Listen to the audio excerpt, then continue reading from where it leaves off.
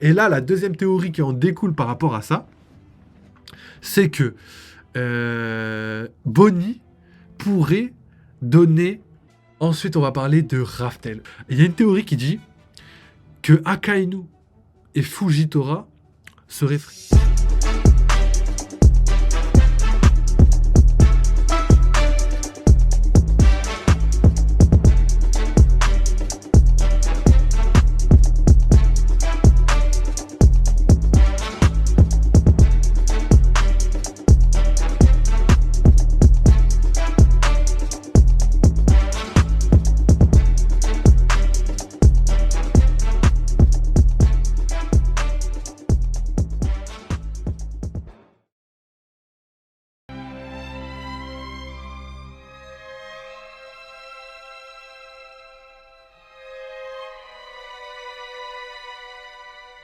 Prochaine théorie. Théorie pas mal. Ça va parler de Brooke et de Bonnie. Parce qu'en fait, il y a quelqu'un qui a dit, je sais plus où j'ai vu cette théorie, mais que si Bonnie rejoindrait l'équipage, potentiellement... Déjà, il y a deux théories en une. Là, je vais faire les deux, comme ça je traiterai les deux. Ça vous donnera plus d'infos. Donc il y a une théorie qui dit que si Bonnie rejoint l'équipage, eh ben, elle deviendrait la personne ultimement utile à l'équipage parce que comme ça, elle pourrait faire en sorte que tous les Mugiwara se transforment entre guillemets en futurs potentiels où ils sont les meilleurs, tu vois. Et moi, je me dis dans les faits, on va dire, entre guillemets, ça peut marcher parce que c'est comme ça que marche le fruit de Luffy. De Bonnie, pardon. En gros, elle arrive, elle peut faire des futurs potentiels, et tous ces futurs potentiels, elle peut, entre guillemets, aller dans les meilleurs futurs comme dans les moins bons futurs. Sauf qu'il y a un truc qui invalide totalement cette théorie, où je suis archi pas d'accord, c'est à cause d'un truc simple, c'est que pour moi, actuellement, ce qu'on vit dans One Piece, c'est c'est le meilleur futur de possible de Luffy. Pour nous, c'est le meilleur futur de Luffy. Sinon, ça voudrait dire qu'il y a des futurs potentiels qui sont mieux que One Piece. Genre, c'est comme s'il y avait Two Piece et que Two Piece, ce serait mieux que One Piece. Tu vois, non, on est dans One Piece. Il n'y a rien de possiblement mieux pour les Mugiwara qui puisse se passer dans des futurs alternatifs parce que le meilleur futur, c'est celui qu'on suit actuellement.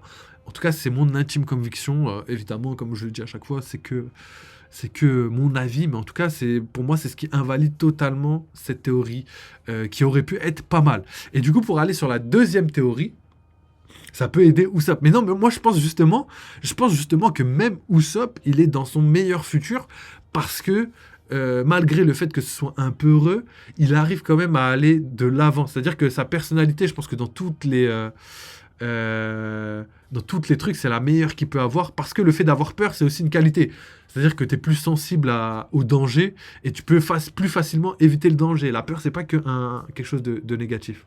Et même si Usopp n'est potentiellement pas très fort, de temps en temps peut-être moins utile, peut-être qu'il serait pas aussi bien qu'on le connaît maintenant. Et oubliez pas le flashback, enfin le power-up plutôt dans le futur de Usopp qui va arriver là sur Elbaf. Je pense que s'il a été faible toute l'histoire, c'est pour être très très fort à ce moment-là de l'histoire. Donc les gars, je vous laisse réfléchir avec ça, mais pour moi, même Usopp, même n'importe qui, est dans son meilleur futur, même s'il n'est pas parfait, parce que la perfection, c'est pas quelque chose qu'on aimerait. Ça se trouve, imaginez Usopp a jamais peur et qu'il est juste bête, tu vois. Juste le fait qu'il ait peur, ça le rend plus intelligent parce qu'il fait attention, il est vif, il est sur ses gardes, etc. Imaginez, il a peur de rien et il marche comme ça tout le temps. Oh, salut, c'est Usopp. Du coup, c'est plus Usopp, tu vois. Du coup, en gros, c'est une version moins bien que Usopp, même s'il est plus fort en termes de puissance. Parce que justement, les gars, la puissance ne fait pas tout, malheureusement. Donc, je pense que vous voyez où je veux en venir. Et là, la deuxième théorie qui en découle par rapport à ça, c'est que Bonnie pourrait donner un corps entre guillemets à Brooke, dans le sens où grâce à son fruit du démon elle pourrait faire rajeunir Brooke à un endroit où son corps est encore vivant. Donc ça, c'est une théorie qui me plaît beaucoup plus. Bon, après, le fait que Bonnie rejoigne l'équipage ou pas, vous connaissez mon avis, je suis pas trop d'accord, même si j'accepte totalement le fait que ce soit possible. Hein, en vrai, si ça arrive, je serais pas choqué non plus. Mais j'ai des arguments, je les ai déjà donnés plein de fois. Je pense, je vais pas répéter, je pense que c'est mieux. Mais en vrai, je pense sincèrement que ça pourrait arriver. Brooke a tout le temps des blagues de squelette, qui dit tout le temps ouais, j'ai la nausée, j'ai mal au cœur, je crois que je vais m'évanouir. Ah ouais, j'ai oublié, j'ai pas de cœur. J'en crois pas à mes yeux, mais même si je n'ai pas d'œil, tu vois ce que je veux dire. Et là, pour le coup, ce serait réel parce que Bonnie lui rendrait son corps. Et au lieu d'être hyper rapide, entre guillemets, enfin hyper léger plutôt, là pourrait être peut-être un peu moins rapide, mais peut-être beaucoup plus fort parce qu'il a récupéré ses muscles, il a récupéré pardon, plein de trucs. Donc ça c'est ouf. Peut-être que ça aussi pourrait être un power-up temporaire pour Brooke. Je pense que ça peut être sympa. Alors Tonton Bar, le frérot qui nous dit, j'aime bien l'idée du power-up à Elbaf. Donc les gars, j'ai fait une théorie, peut-être je la referai si je suis motivé, mais le power-up d'Elbaf, j'y crois dur comme fer parce que j'ai déjà répertorié le tout premier épisode où Sop parle d'un marteau et justement il ment, il dit que il parle du marteau, je crois, il dit une information comme ceci est le marteau le plus puissant, je possède le marteau plutôt le plus puissant de toutes les mers et tout, et ce marteau peut, je crois uniquement je suis le seul à pouvoir le porter, quelque chose comme ça, et j'espère que je dis pas nimp, mais c'est quelque chose dans ce genre-là. Prenez ça avec des pincettes. Et du coup, c'est faux parce qu'en fait, son marteau, c'est deux poils accrochés ensemble. Et potentiellement, ce serait un foreshadowing d'Usopp par rapport au marteau de Mjolnir. C'est quelque chose que Oda aurait pu imaginer depuis très très longtemps. Le fait qu'il aime les géants sur l'île juste avant du premier combat de Usopp où il utilisait son marteau. Donc, c'est le combat contre Miss Merry Christmas et Mr. Four.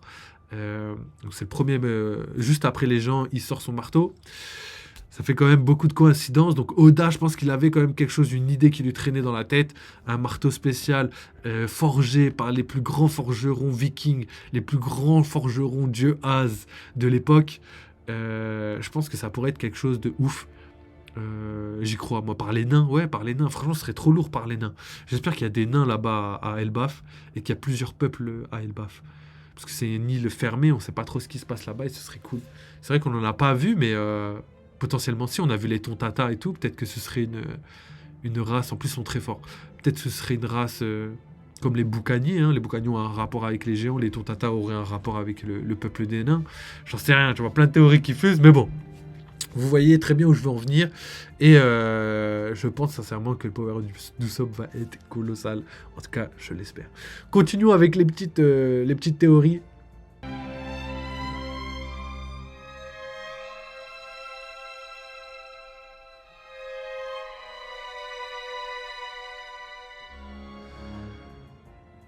Ensuite, on va parler de Raftel. Ok, donc Raftel. Donc théorie sur Raftel. Pourquoi certaines personnes n'arrivent pas à aller à Raftel. On va voir ça ensemble. Wesh Sam Nino qui vient nous rejoindre. Wesh mon ref, comment tu vas? T'as raté quelques petites théories de moi, je pense que t'aurais kiffé de ouf. Mais on continue là, j'en ai pas mal, j'en ai même pas fait la moitié, donc let's go. Je suis pas à l'heure, je viens juste de rentrer, mais au calme mon ref, c'est pas grave. Installe-toi et let's go pour la suite. Donc je récapitule. Théorie sur Raftel.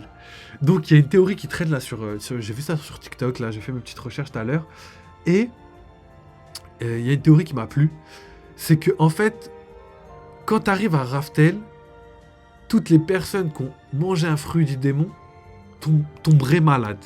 On l'a vu avec Otuki, qui était sur le bateau de Roger, qui est tombé malade.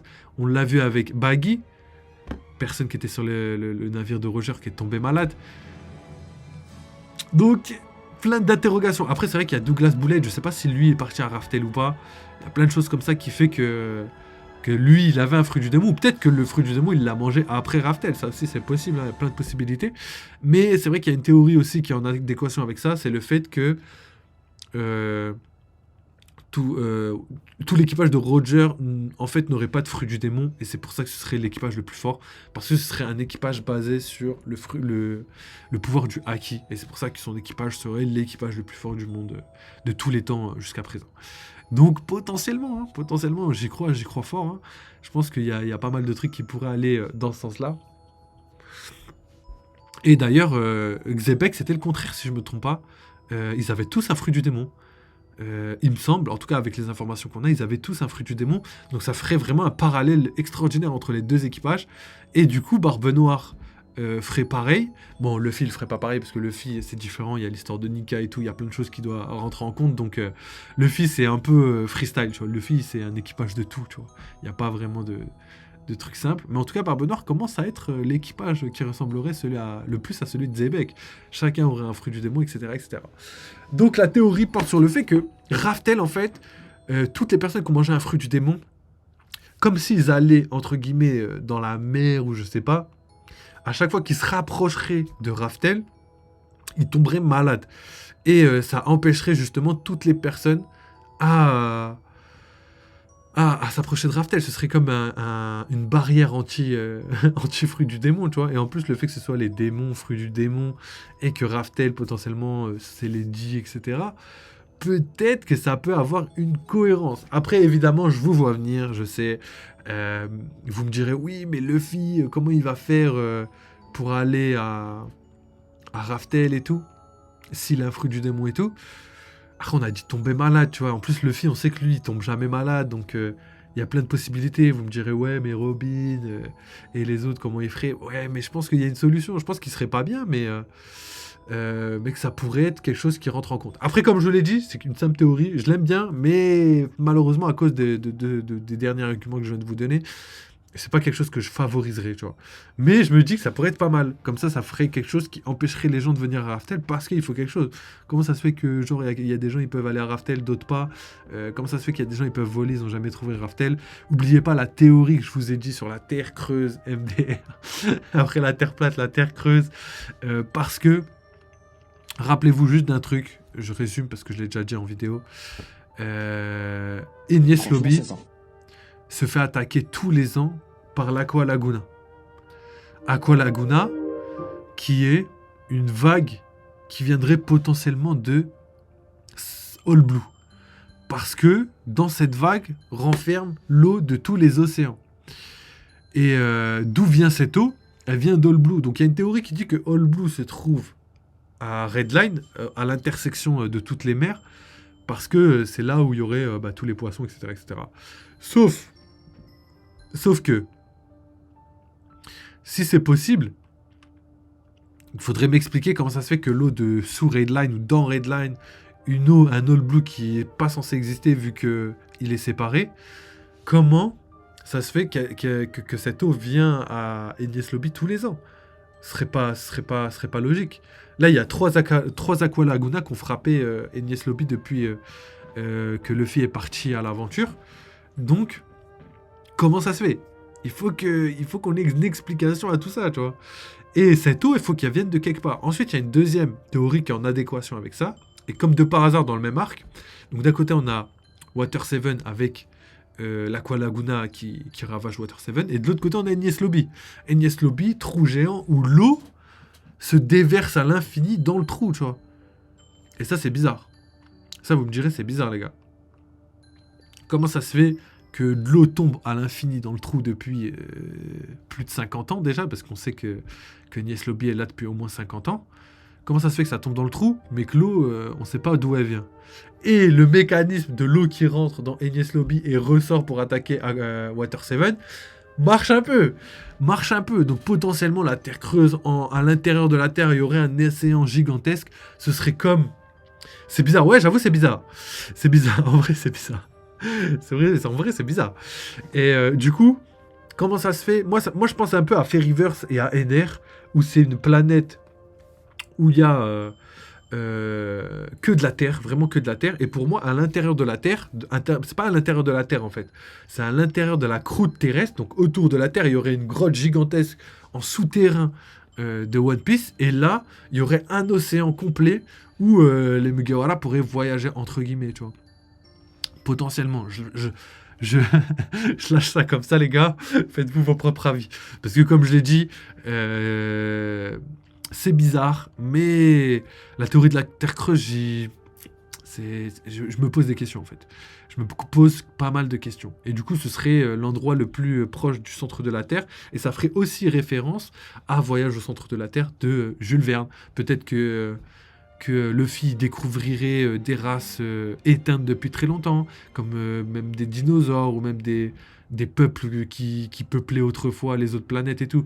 Comme, ouais, comme la référence de Jules Verne, où quand tu allais dans le centre de la Terre, tu avais les dinosaures. Et ben là, quand tu vas dans le centre de la Terre, quand tu vas par exemple à Raftel, t'as plein de trucs. T'as tout ce qui est, je sais pas moi, parce que c'est tout ce qui est siècle oublié, avant siècle oublié, peuple descendant de Nika, peut-être des boucaniers, des trucs et tout, tu vois, peut-être des races éteintes qui vivraient en marge de la société extérieure, on va dire. Donc, à voir. J'aime beaucoup cette théorie. Et ben franchement, je l'aime beaucoup aussi. Et je la mets égalité. En fait, j'ai deux théories, vous le savez. Il y a ma théorie de Raftel dans l'espace et Raftel au centre de la Terre. Pour moi, Raftel, ça peut pas être juste comme ça sur la Terre. Il faut que ce soit un truc de malade. Soit dans la Terre, ou soit dans l'espace. Des Tontatas, on en a parlé tout à l'heure. J'ai parlé de ça, en référence avec Usopp, Mjolnir, qui pourrait avoir un marteau créé par des nains. Et que les nains, en fait, c'est comme les Tontatas. C'est comme des Tontatas, tu vois. Les Tontatas seraient affiliés au peuple des nains, et par exemple les boucaniers ont été affiliés au peuple des géants. Donc voilà, pour la petite ref. Mais franchement, moi je pense que la Terre creuse c'est grave possible, mais la Terre, le Raftel dans l'espace aussi c'est grave possible. On a vu que des îles pouvaient être éjectées de Raftel, enfin pas de Raftel pardon, mais de la Terre. Donc Raftel aurait pu être éjecté de la Terre et en orbite autour de la Terre, comme une île, ouais, une île, mieux qu'une île céleste, une île en orbite, tu vois.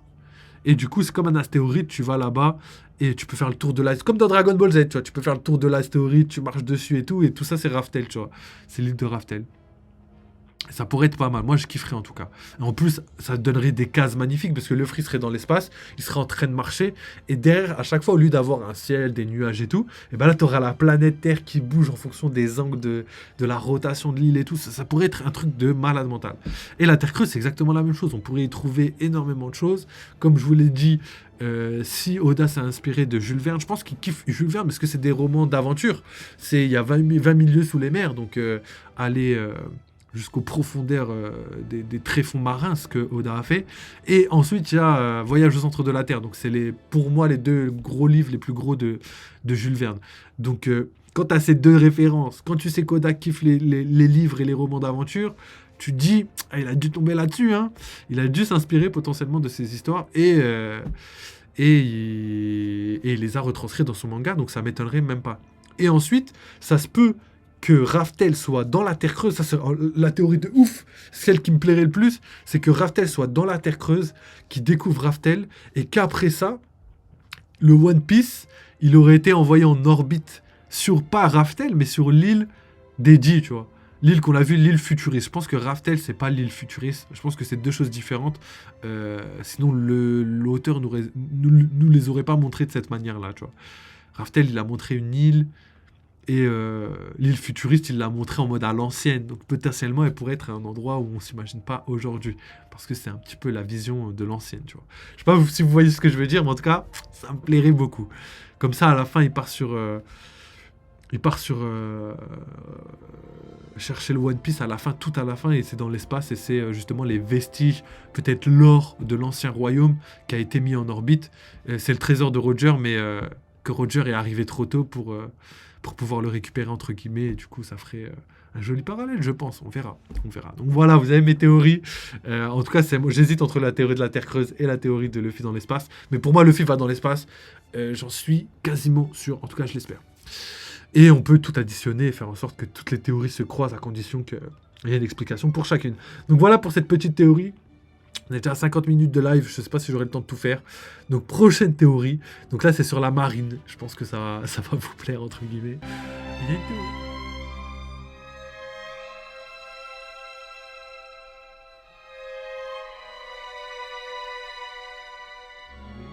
Il y a une théorie qui dit que Akainu et Fujitora seraient frères. Pour développer un petit peu cette théorie, ça vient du fait qu'ils ont un petit peu le même chara design, mais aussi qu'ils sont un petit peu inverse tous les deux, tu vois. On connaît la dualité qu'il y a entre Aokiji et Akainu, mais là il y a une dualité dans le sens de la justice, en mode euh, d'un côté Akainu, justice hyper sévère, etc., etc. Et de l'autre côté, on a Fujitora, où là, t'as un mec hyper gentil, hyper respectueux, mais qui est aveugle. Tu vois, d'un côté, il y a un mec qui voit, mais qui n'arrive pas à voir ce qu'il y a de mauvais. Et il y a de l'autre côté un mec qui voit pas, qui est aveugle, mais qui arrive à voir la bonté et aussi ce qui est mauvais dans la justice actuelle du manga. Donc ce serait deux théories. Et en plus de ça, on sait que Fujitora ont été recrutés avec Aramaki pendant les 2 ans. Et le fait qu'il soit le frère d'Akainu pourrait justifier le fait qu'ils soient aussi puissants, quoi. Ça pourrait justifier ça. Donc il y a beaucoup de trucs. Moi, personnellement, j'y crois pas parce que les gens qui se sont basés sur cette théorie, qui ont basé leur truc, ils l'ont basé sur leur chara design. Et en fait, c'est une très grosse erreur parce que tous les chara design des amiraux sont en rapport avec des acteurs japonais ultra connus des années 70-90, quoi, je crois, dans cette fourchette-là. On va dire 70-2000, comme ça je me trompe pas. C'est dans cette fourchette-là. Et du coup, tous ces acteurs-là, c'est des grands acteurs. Du coup, le fait qu'ils se ressemblent, c'est normal parce que c'est des personnes qui, dans la vraie vie, se ressemblent. C'est des acteurs japonais, donc ils ont des airs, des traits similaires. Donc ça ne m'étonnerait même pas. Après, la théorie peut potentiellement, peut potentiellement être vraie, entre guillemets, si ça rassemble, on va dire, tous les éléments nécessaires. Donc, comme l'a dit Tonton Bar, je suis d'accord avec lui, il faudrait que tous les deux viennent de Wano Kuni. On connaît l'inspiration japonaise que Akainu a dans ses tatouages, mais pas que. Donc, ça pourrait être des personnes qui se sont fait... je sais pas comment dire. Exclure, ouais, on peut dire ça. Peut-être qu'ils ont pris la mer très jeune parce que Kaido avait pris, je sais pas, il a 40 ans, Akainu. Ouais, c'est ça. Donc, à 20 ans... même un peu plus tôt, parce que Orochi était là un petit peu plus tôt. À 20 ans, il se serait fait exclure, ou ils auraient préféré de partir quand Oden était parti.